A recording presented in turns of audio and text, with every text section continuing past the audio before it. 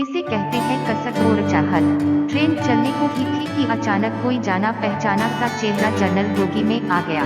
मैं अकेली सफर पर थी, सब अजनबी चेहरे थे। स्लीपर का टिकट नहीं मिला तो जनरल डिब्बे में ही बैठना पड़ा, मगर यहाँ ऐसे हालात में उस शख्स से मिलना जिंदगी के लिए एक संजीवनी के समान था। जिंदगी भी कमबख्त कभी कभी अजीब से मोड़ पर ले आती है, ऐसे हालातों से सामना करवा देती है जिसकी कल्पना तो क्या कभी ख्याल भी नहीं कर सकते। वो आया और मेरे पास ही खाली जगह पर बैठ गया, न मेरी तरफ देखा न पहचाने की कोशिश की, कुछ इंच की दूरी बनाकर चुपचाप पास आकर बैठ गया। बाहर सावन की रिमझिम लगी थी, इस कारण वो कुछ भीग गया था। मैंने कनियों से नजर बचाकर उसे देखा, उम्र के इस मोड़ पर भी कमबख्त वैसा का वैसा ही था।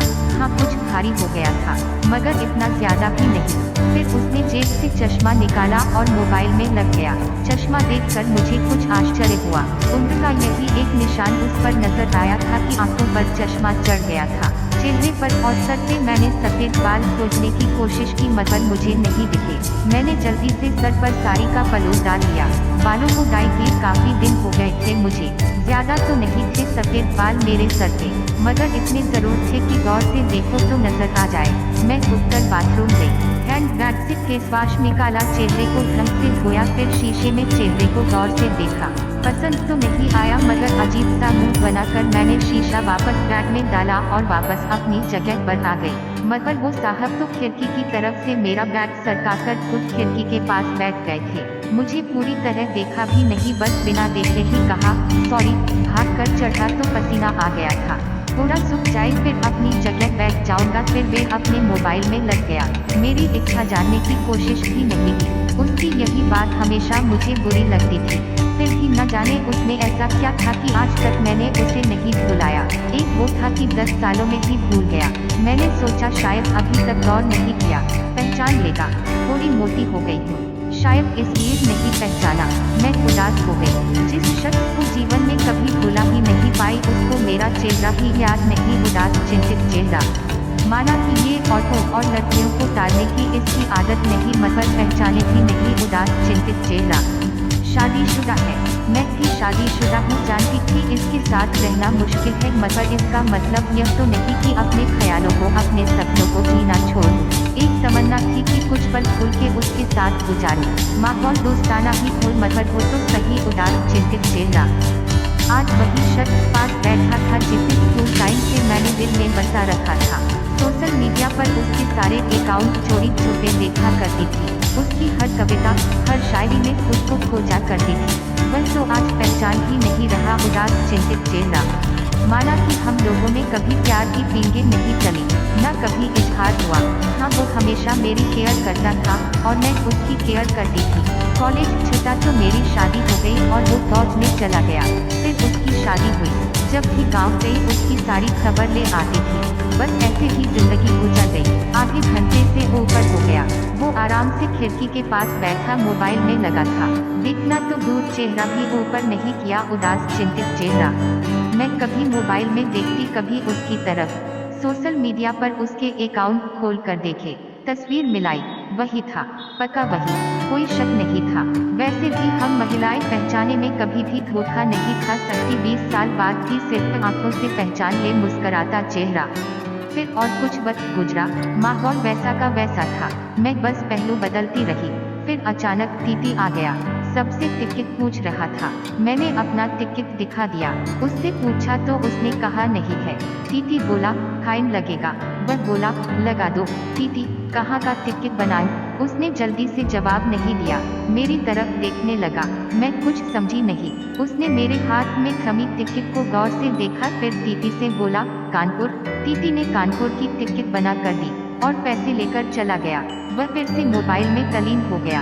आखिर मुझसे रहा नहीं गया। मैंने पूछ ही लिया कानपुर में कहाँ रहते हो? वह मोबाइल में नजरें बढ़ाए हुए ही बोला कहीं नहीं। वह चुप हो गया तो मैं फिर बोली किसी काम से जा रहे हो? वह बोला हाँ। अब मैं चुप हो गई। वह अजनबी की तरह बात कर रहा था और अजनबी से कैसे पूछ लूँ किस काम से जा रहे हो? कुछ देर चुप रहने के बाद फिर मैंने पूछ ही लिया वहाँ शायद आप नौकरी करते हो? उसने कहा, नहीं। मैंने फिर हिम्मत करके पूछा, तो किसी से मिलने जा रहे हो? वही संक्षिप्त उत्तर, नहीं। आखिरी जवाब सुनकर मेरी हिम्मत नहीं हुई कि और भी कुछ पूछूं।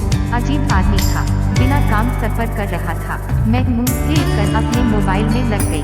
कुछ देर बाद खुद ही बोला, ये भी पूछ लो क्यों जा रहा हूँ कानपुर। मेरे मुंह से जल्दी में निकला, बताओ क्यों जा रहे हो। फिर अपने ही उतावलेपन पर मुझे शर्म सी आ गई। उसने थोड़ा सा मुस्कुराते हुए कहा, एक पुरानी दोस्त मिल गई जो आज अकेले सफर पर जा रही थी। फौजी आदमी हूँ, सुरक्षा करना मेरा कर्तव्य है। अकेले कैसे जाने देता, इसलिए उसे कानपुर तक छोड़ने जा रहा हूँ। इतना सुनकर मेरा दिल जोर से धड़का। नॉर्मल नहीं रह सकी मैं, मगर मन के भावों को दबाने का असफल प्रयत्न करते हुए मैंने हिम्मत करके फिर पूछा, कहाँ है वो दोस्त। कमबख्त फिर मुस्कुराता हुआ बोला, यही मेरे पास बैठी है ना।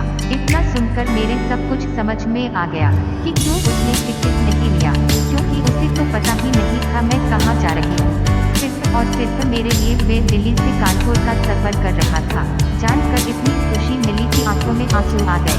दिल के भीतर एक गोला सा बना और थक गया। परिणाम में आंखें तो दिखनी ही थी। बोला, रो क्यों रही हो। मैं बस इतना ही कह पाई, तुम मर्द हो नहीं समझ सकते। वह बोला, क्योंकि थोड़ा बहुत लिख लेता हूँ, इसलिए एक कवि और लेखक भी हूँ, सब समझ सकता हूँ। मैंने खुद को संभालते हुए कहा, शुक्रिया मुझे पहचाने के लिए और मेरे लिए इतना टाइम निकालने के लिए। वह बोला, प्लेटफार्म पर अकेली घूम रही थी, कोई साथ नहीं दिखा तो आना पड़ा। कल ही रक्षाबंधन था, इसलिए बहुत देर है। तुमको यूँ अकेले सफर नहीं करना चाहिए। क्या करती, उनको छुट्टी नहीं मिल रही थी और भाई यहाँ दिल्ली में आकर बस गए। राखी बांधने तो आना ही था, मैंने मजबूरी बताई। ऐसे भाइयों को राखी बांधने आए हो जिनको ये भी फिक्र नहीं कि बहन इतना लंबा सफर अकेले कैसे करेगी। भाई शादी के बाद भाई रहे ही नहीं, भाइयों के हो गए, मम्मी पापा रहे नहीं। कहकर मैं उदास हो गई। वह फिर बोला, तो पति को तो समझना चाहिए, उनकी बहुत बिजी लाइफ है, मैं ज्यादा डिस्टर्ब नहीं करती और आजकल इतना खतरा नहीं रहा, कर लेती हूँ मैं अकेले सफर। तुम अपनी सुनाओ, कैसे हो। अच्छा हूँ, कट रही है जिंदगी। मेरी याद आती थी क्या, मैंने हिम्मत करके पूछा। वो चुप हो गया, कुछ नहीं बोला। तो मैं फिर बोली, सॉरी, यूं ही पूछ लिया, अब तो परिपक्व हो गए हैं, कर सकते हैं ऐसी बात। उसने शर्ट की बाजू की बटन खोलकर हाथ में पहना वो तांबे का कड़ा दिखाया जो मैंने ही फ्रेंडशिप डे पर उसे दिया था। बोला, याद तो नहीं आती पर कमबख्त ये तेरी याद दिला देता था। कड़ा देखकर दिल को बहुत सुकून मिला। मैं बोली, कभी संपर्क क्यों नहीं किया। वह बोला, डिस्टर्ब नहीं करना चाहता था, तुम्हारी अपनी जिंदगी है और मेरी अपनी जिंदगी है। मैंने डरते डरते पूछा, तुम्हें छू लूं। वह बोला, पाप नहीं लगेगा। मैं बोली, नहीं, छूने से नहीं लगता। और फिर मैं कानपुर तक उसका हाथ पकड़कर बैठी रही। बहुत सी बातें हुई। जिंदगी का एक ऐसा यादगार दिन था जिसे आखिरी सांस तक नहीं भुला पाऊंगी। वह मुझे सुरक्षित घर छोड़ कर गया, रुका नहीं, बाहर से ही चला गया। जम्मू थी उसकी ड्यूटी, चला गया। उसके बाद उससे कभी बात नहीं हुई, क्योंकि हम दोनों ने एक दूसरे के फोन नंबर नहीं लिए। हालांकि हमारे बीच कभी भी नापाक कुछ भी नहीं हुआ। एक पवित्र सा रिश्ता था, मगर रिश्तों की गरिमा बनाए रखना जरूरी था। फिर ठीक 1 महीने बाद मैंने अखबार में पढ़ा कि वो देश के लिए शहीद हो गया। क्या गुजरी होगी मुझ पर वर्णन नहीं कर सकती, उसके परिवार पर क्या गुजरी होगी पता नहीं। उदास चिंतित चेहरा, लोक लाज के डर से मैं उसके अंतिम दर्शन भी नहीं कर सकी। आज उससे मिले 1 साल हो गया है। आज भी रक्षाबंधन का दूसरा दिन है। आज भी सफर कर रही हूँ, दिल्ली से कानपुर जा रही हूँ। जानबूझकर जनरल डिब्बे का टिकट लिया है मैंने, अकेली हूँ। न जाने दिल क्यों आस पाले बैठा है कि आज फिर आएगा और पसीना सुखाने के लिए उसी खिड़की के पास बैठेगा। एक सफर वो था जिसमें कोई हमसफर था, एक सफर आज है जिसमें उसकी यादें हमसफर है। बाकी जिंदगी का सफर जारी है, देखते हैं कौन मिलता है कौन साथ छोड़ता है। लाल दिल।